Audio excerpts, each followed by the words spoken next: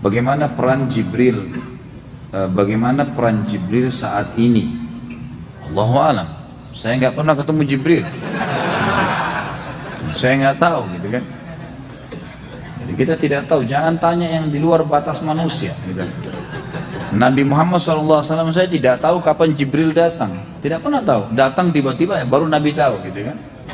Sahabat-sahabat juga kalau melihat Jibril, melihat dalam poster manusia, bukan sebagai malaikat, gitu kan? Itu yang terjadi. Kalau saya pribadi lebih jauh lagi, ya, tidak mungkin saya tahu gitu. Ustadz, iblis tidak mati, apakah jin bisa mati? Iblis mati ya, bukan tidak mati. Mati tapi nanti hari kiamat, bersama dengan hancurnya kiamat, iblis mati. Jadi dia mati. Apakah jin mati? Mati semua ya. Jadi semua mati. Ada doa Nabi SAW mengatakan, ya sesungguhnya Allah Qaum Maha hidup, jin dan manusia mati. Ada hadis Nabi SAW, doa mereka, beliau begitu. Setelah berhubungan suami istri, apakah boleh sholat wajib hanya dengan wudhu tanpa junub, tanpa mandi? Nggak boleh lah. Ini iseng aja bertanya. Wajib mandi junub ya akhi. Atau mungkin yang nanya masih bujang kali ini. Belum punya pengalaman ya. Belajar dari Pak Yoyo ya. Di bulan Ramadan sejauh mana suami istri boleh bermesraan? Mengingat yang dilarang adalah bercampur.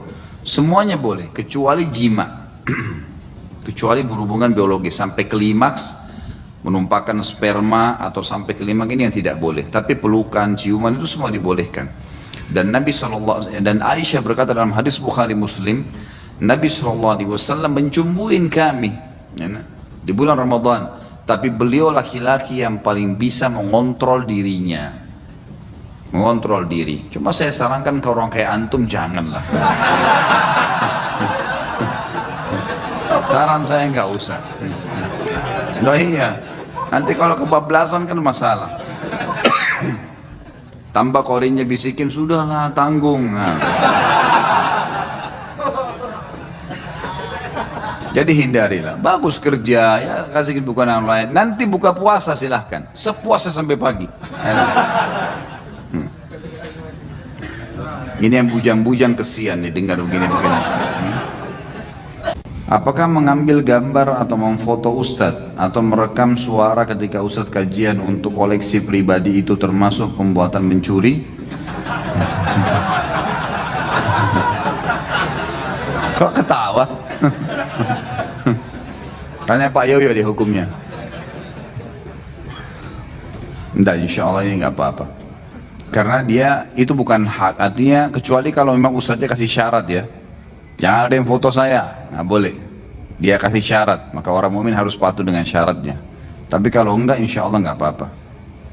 Di masjid-masjid banyak yang menghadiahkan bacaan surah Al-Fatihah ditujukan kepada para almarhum atau almarhumah dan juga kepada Syekh Abdul Qadir Jailani. Kenapa kok Syekh Abdul Qadir Jailani bukan syekh-syekh lainnya? Jazakallah khair. Tanya yang lakukan. Jangan ke saya kan. Kenapa dia lakukan? Kenapa cuma Syekh Abdul Qadir Jailani? Coba tanya ini. Jadi kalau saya tidak punya jawaban, kan? Saya tidak tahu kenapa melakukan, karena saya sendiri tidak melakukan itu. Allahu a'lam. Dulu saya suka nyanyi goyang dumang yang ditampilkan oleh artis Cita-Cita atau apa ini. Sehingga kadang saya pengen menghadiri konsernya, hampir-hampir saja saya menjadi fans Cita-Cita tadi itu ya.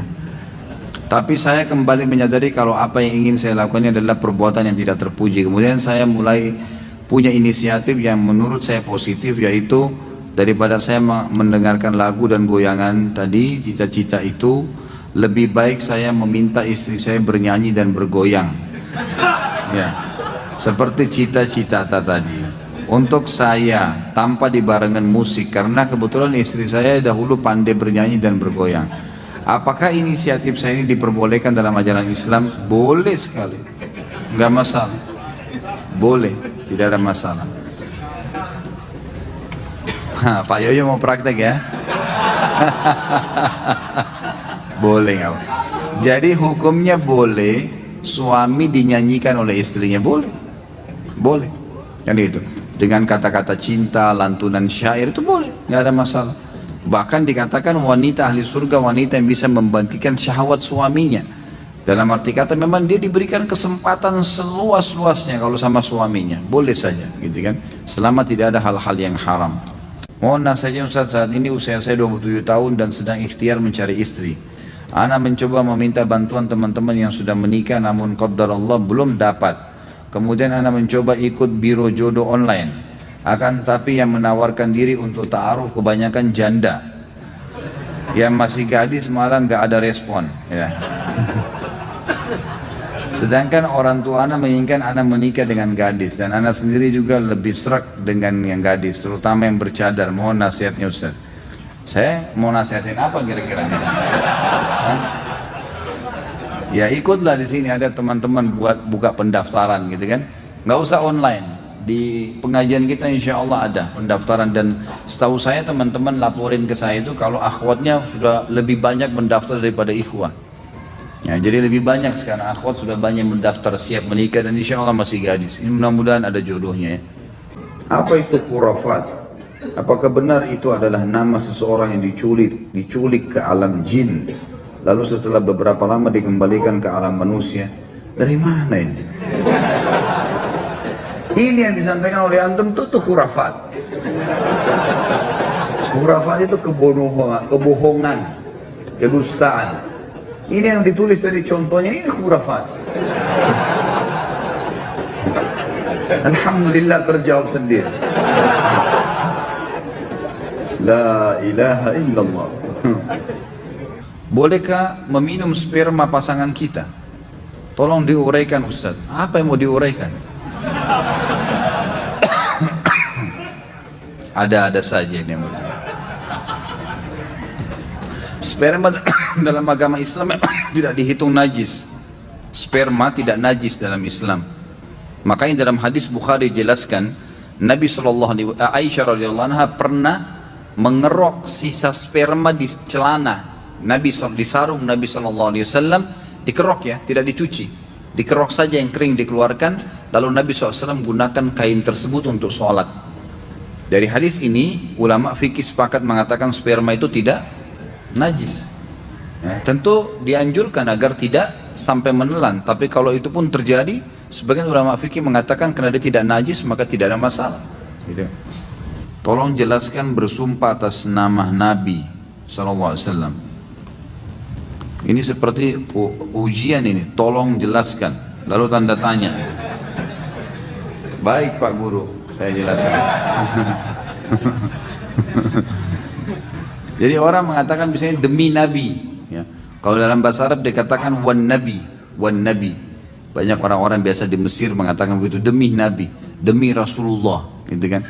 Nah ini kata-kata demi, ini dalam bahasa Arab waw kasam namanya, waw sumpah. Ini nggak boleh kecuali nama Allah Subhanahu Wa Taala. Kita harus menggunakan nama Allah Subhanahu Wa Taala dalam sebuah, dan Nabi SAW sendiri mengajarkan kita untuk itu. Kayak gitu. Tidak pernah ada satupun sahabat yang dinukil kepada kita mengatakan wan Nabi atau war Rasul, gitu kan. Tapi mereka menggunakan wallahi, demi Allah, dan Rasulullah SAW sendiri juga menggunakan itu. Ya. Dengan 3 lafadznya wallahi, tallahi, dan billahi. Saya wanita dan saya takut mati syahid. Apa doanya? Bolehkah berdoa agar tidak mati syahid yang dikriteriakan seperti terbakar, tenggelam, tabrakan? Nggak usah dibayangkan ini. Terbakar, tenggelam, dibacot sama musuh, nggak usah dibayangkan itu. Saya sudah bilang tadi, itu tidak akan berpengaruh kepada orang yang sedang terjadi proses kematian. Karena orang kalau mati dalam Islam hanya lihat satu, malaikat maut cabut ruhnya, titik, nggak lebih daripada itu. Itu saja. Maka ini saja yang kelihatan, tidak lagi dilihat orang yang bacot badannya, luka badannya, itu sudah tidak ada lagi. Jadi nggak perlu takut, nggak perlu ada yang dikhawatirkan, gitu kan? Minta kepada Allah SWT agar diangkat rasa takut itu. Bagaimana dengan buah durian? Bukankah kalau kebanyakan bikin mabuk? Bikin kenyang, iya. Saya makan durian tidak mabuk. Enggak kok, insya Allah enggak termasuk itu. Ya. Jadi jangan semuanya ditarik ke masalah khamr ya. Jadi seperti apapun, antum makan nasi kalau makan satu bakul mabuk juga. Jadi kekenyangan gak bisa jalan juga kan. Jadi jangan dipakai istilah mabuknya itu. Mabuk itu memang betul-betul yang keluar dari jalur gitu kan. Oh, dari akal fikirannya gitu. Nanti akhirnya demo semua penjual durian nanti. Itu buah halal. Sebagaimana halalnya anggur gitu kan. Anggur kan asal khamr ya. Dibuat dari situ. Tapi dia jadi halal karena dia masih buahnya. Selama buah insya Allah nggak masalah. Jika berkata sebenarnya khawatir diancam atau menyakiti hati. Kenapa kok harus diancam nih? Masa ada orang menikah diancam gitu? Kecuali memang dari dasarnya suka iming-iming nih, ya, mulutnya seperti ember macam-macam. Ngomong ini, ngomong itu, janji ini, janji itu. Ini nggak boleh memang. Nggak usah janji-janji. Orang mukmin itu teman-teman sekalian bukan omongannya yang banyak, prakteknya. Ya, prakteknya. Sampai saya kadang-kadang bilang sama istri saya, kok kadang-kadang kata sayangnya mahal gitu. Saya tidak setiap saat mengucapkan gitu. Saya bilang sayang yang sebenarnya bukan di ucapan, lihat perilaku sehari-hari. Apa yang kurang dari kehidupan, apa yang kurang dari perhatian, apa yang kurang, itu semua harus itu dilihat lebih besar gitu kan. Kalau ada orang ngomong saya mau jihad, saya kalau gini, saya mau begini, ngomongnya besar tapi tidak pernah sampai mati jihad. Ada orang jihad 100 kali, dipanggil 100 kali selalu hadir, tapi tidak pernah ngomong. Itu yang benar tuh gitu. Banyak ngomong untuk apa ini? Jika haram, atasan saya pernah bilang selama perusahaan membayar zakat maka keuntungan penjualan sistem ke bank konvensional akan menjadi halal. Ini akal-akalan dia nih. Bagaimana bisa dia mengatakan gitu? Apakah atasan saya masuk dalam golongan orang munafik? Tentu saja tidak kita katakan munafik, tapi dia salah dalam konsep itu. Bagaimana caranya uang hasil korupsi atau uang hasil riba, kemudian dia bilang kalau kita keluarin zakatnya jadi halal? Nggak bisa. Sama nanti orang tarik semua tuh, orang zina juga begitu, hasil zina yang penting zakat, gitu kan? Nah. Bagaimana menyikapi seorang pemabuk yang membuat saya resah atau mengganggu? Apakah saya tetap sabar atau saya pukul saja, Ustaz? Tinggalkan saja, tidak usah interaksi sama dia, gitu kan? Tidak usah berteman, tidak usah apa-apa. Kalau dia ngomong, biarin aja, ya tinggalin aja. Ya. Bagaimana jika tidak ikhlas dalam berzakat? Apakah tetap harus zakat atau tidak? Kenapa tidak ikhlas nih? Siapa yang kasih antum nafas? Siapa yang kasih antum mata? Yang kasih antum telinga? Yang kasih antum ilmu, otak bisa belajar, terus kemudian Allah minta 2,5%, itu pun 1 tahun plus kalau mencapai 85 gram emas, terus tidak ikhlas. La ilaha illallah. Harus ikhlas saudara, tetap keluar zakat, yang gitu. Gak bisa kalau antum tidak ikhlas berarti tidak diterima itu. Kata Nabi SAW, Inna Allah, dalam hadis Abu Dawud hadis sahih, Inna Allah la yaqbalu min amalin illa ma kana khalisan liwajhi. Allah tidak akan terima sebuah amal soleh kecuali yang ikhlas karenanya, gitu kan?